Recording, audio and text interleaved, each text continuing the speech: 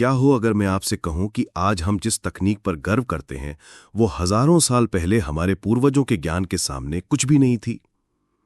क्या हो अगर मैं कहूं कि इतिहास का एक बहुत बड़ा हिस्सा हमसे जानबूझकर छिपाया गया है या उसे नष्ट कर दिया गया है। आज हम एक ऐसे ही सफर पे निकलने वाले हैं, एक ऐसे सफर पर जो हमें इतिहास की उन धूल भरी परतों के नीचे ले जाएगा जहां दबा है वो प्राचीन ज्ञान जिसे उन्होंने छिपाने की कोशिश की। जब हम छिपाने या नष्ट करने की बात करते हैं तो हमारे जहन में सबसे पहला नाम आता है नालंदा। यह सिर्फ एक विश्वविद्यालय नहीं था, यह प्राचीन दुनिया का सबसे बड़ा ज्ञान का केंद्र था। कल्पना कीजिए एक ऐसी जगह जहां 10,000 छात्र और 2,000 शिक्षक रहते थे, जहां चीन, तिब्बत, कोरिया और मध्य एशिया से लोग ज्ञान की तलाश में आते थे। यहां सिर्फ धर्म और दर्शन नहीं बल्कि गणित, खगोल विज्ञान, चिकित्सा और तर्कशास्त्र जैसे विषय भी पढ़ाए जाते थे। इसकी लाइब्रेरी धर्मगंज इतनी विशाल थी कि उसमें 9 मंजिला इमारतें थीं और लाखों पांडुलिपियां रखी हुई थीं। लेकिन 12वीं शताब्दी में बख्तियार खिलजी के आक्रमण ने इस ज्ञान के मंदिर को आग के हवाले कर दिया। इतिहासकार लिखते हैं कि नालंदा की लाइब्रेरी महीनों तक जलती रही। सोचिए कितना ज्ञान, कितनी खोजें, कितनी तकनीकें उस आग में हमेशा के लिए राख हो गईं। यह कोई अकेली घटना नहीं थी। इतिहास गवाह है कि जब भी किसी सभ्यता को झुकाना होता है तो सबसे पहले उसके ज्ञान के केंद्रों और उसकी पहचान पर हमला किया जाता है। मुगल काल में कई शासकों ने मंदिरों और शिक्षा के केंद्रों को नष्ट किया, यह सोचकर कि वो एक संस्कृति की जड़ों को काट रहे हैं। मासिरे आलमगिरी जैसे ग्रंथ खुद बताते हैं कि कैसे औरंगजेब ने हिंदू देवी देवताओं की मूर्तियों को तोड़कर दिल्ली की जामा मस्जिद की सीढ़ियों के नीचे दफन करवा दिया ताकि लोग उन पर पैर रख के चलें। यह सिर्फ इमारतों का विनाश नहीं था, यह ज्ञान को मिटाने की, उसे छिपाने की एक सोची समझी साजिश थी। लेकिन सवाल यह है कि आखिर वो कौन सा ज्ञान था जिससे उन्हें इतना डर लगता था।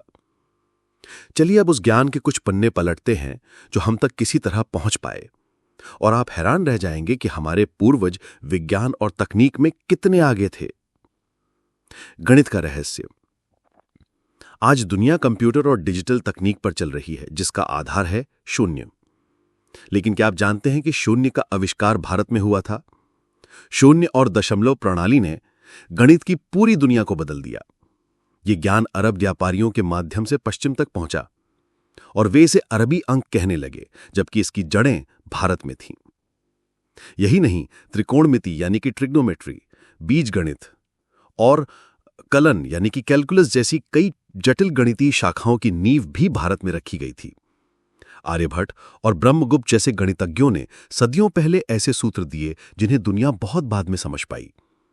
पाइथागोरस प्रमेय जैसे आज हम सब पढ़ते हैं, उसका उल्लेख ऋषि बौधायन ने अपने बौधायन सूत्र में पाइथागोरस से सदियों पहले कर दिया था। ब्रह्मांड का ज्ञान। 16वीं सदी में जब कोपर्निकस ने कहा कि पृथ्वी सूर्य के चारों ओर घूमती है तो यूरोप में तहलका मच गया था। लेकिन उनसे लगभग 1000 साल पहले 5वीं सदी में ही हमारे खगोल शास्त्री आर्यभट्ट ने अपनी ग्रंथ आर्यभट्टीय में साफ साफ लिख दिया था कि पृथ्वी गोल है और अपनी धुरी पर घूमते हुए सूर्य की परिक्रमा करती है। उन्होंने सूर्य और चंद्र ग्रहण के वैज्ञानिक कारण बताए और सौर वर्ष की लंबाई की सटीक गणना की जो आज के आधुनिक विज्ञान के बहुत करीब है। ये ज्ञान वेदांग ज्योतिष जैसे ग्रंथों में छिपा था जिसे उस समय के लोग पंचांग और काल गणना के लिए इस्तेमाल करते थे। धातु और चिकित्सा का विज्ञान। दिल्ली में खड़ा ये लौहस्तंभ 1600 सालों से भी ज्यादा पुराना है, लेकिन आज तक इस पर जंग नहीं लगा। ये प्राचीन भारतीय धातुकर्म मेटलर्जी का एक जीता जागता सबूत है, एक ऐसी तकनीक जिसे आज भी पूरी तरह से समझना मुश्किल है। और चिकित्सा के क्षेत्र में आज दुनिया प्लास्टिक सर्जरी पर हैरान होती है, लेकिन हजारों साल पहले सुश्रुत संहिता में आचार्य सुश्रुत ने 300 से ज्यादा तरह की सर्जिकल प्रक्रियाओं का वर्णन किया था, जिसमें नाक की सर्जरी, राइनोप्लास्टी और मोतियाबिंद का ऑपरेशन भी शामिल है। इसीलिए उन्हें शल्य चिकित्सा का जनक कहा जाता है। चरक संहिता में आयुर्वेद और जड़ी बूटियों का ऐसा ज्ञान है जो शरीर को एक मशीन नहीं बल्कि प्रकृति का हिस्सा मानकर उसका इलाज करता है। विमान और ऊर्जा का सिद्धांत। ये सुनकर शायद आपको यकीन न हो, लेकिन हमारे प्राचीन ग्रंथों में विमान का भी जिक्र मिलता है। रामायण का पुष्पक विमान या वैमानिक शास्त्र जैसे ग्रंथ, इनमें उड़ने वाले यंत्रों की बात की गई है। कुछ विमानों को गोधा कहा गया जो अदृश्य हो सकते थे, तो कुछ को प्रलय यानी विनाशकारी ऊर्जा का इस्तेमाल करते थे। रावण संहिता जैसे ग्रंथों में तो परमाणु शक्ति और ब्रह्मास्त्र जैसी ऊर्जाओं को नियंत्रित करने की विधियों का भी उल्लेख है, जिनके कुछ हिस्से समय के साथ नष्ट कर दिए गए। क्या ये सिर्फ कल्पना थी या एक ऐसी तकनीक का भूला हुआ ज्ञान जिसे हम आज फिर से खोज रहे हैं? ज्ञान की छिपी हुई भाषा। मेजबान, ये ज्ञान सिर्फ किताबों में सीधा सीधा नहीं लिखा था। इसे अक्सर एक रहस्यमयी भाषा में छिपाया जाता था, जिसे केवल योग्य व्यक्ति ही समझ सकते थे। प्राचीन भारत में कटपयादि और भूत संख्या जैसी प्रणालियां थीं, जिनमें अंकों को शब्दों और अक्षरों में बदल दिया जाता था। यानी एक श्लोक जो ऊपर से एक प्रार्थना या कहानी लगता था, उसके अंदर गहरे गणितीय या खगोलीय सूत्र छिपे होते थे। मुहूर्त चिंतामणि जैसे ग्रंथों में इसी क्रिप्टोग्राफी का इस्तेमाल करके ग्रहों की स्थिति और क्षेत्रफल की गणना की गई है। हमारे पुराण, जिन्हें अक्सर केवल पौराणिक कथाएं मान लिया जाता है, वे भी इसी तरह के एन्क्रिप्टेड ग्रंथ हैं। उनमें राजाओं की वंशावलियां, महत्वपूर्ण ऐतिहासिक घटनाएं और ब्रह्मांड के चक्रों का ज्ञान कहानियों के रूप में छिपा है। लेकिन सबसे बड़ा रहस्य तो बाहरी दुनिया का नहीं था, बल्कि भीतरी दुनिया का था। हमारे ऋषियों के लिए विज्ञान केवल पदार्थ का अध्ययन नहीं था, ये चेतना का विज्ञान था। वेद, उपनिषद और योग सूत्र केवल दार्शनिक ग्रंथ नहीं हैं, वे मन और चेतना की प्रयोगशाला के मैनुअल हैं।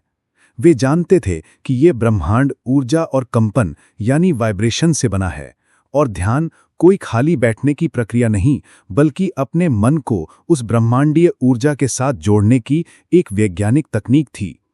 क्रिया योग जैसी पद्धतियों को आत्म साक्षात्कार का विज्ञान कहा गया, जो शरीर की प्राण शक्ति को नियंत्रित करके चेतना के उच्च स्तरों तक पहुंचने का मार्ग दिखाती हैं।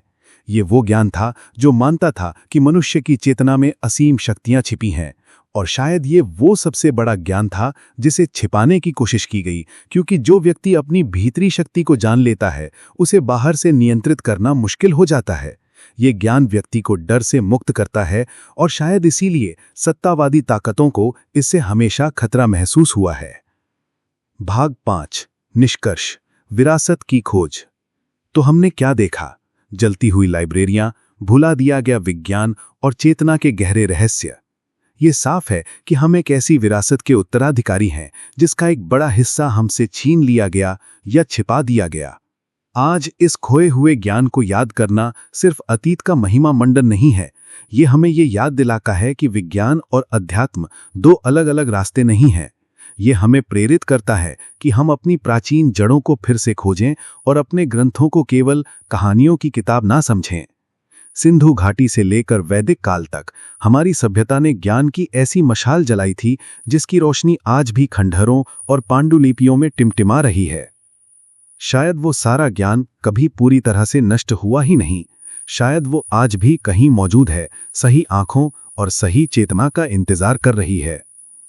मेजबान, इतिहास की राख में दबे हुए ज्ञान के बीज आज भी मौजूद हैं, जरूरत है तो बस उन्हें खोजकर फिर से सींचने की। आपकी इस बारे में क्या राय है? हमें नीचे कमेंट्स में जरूर बताएं। देखने के लिए धन्यवाद।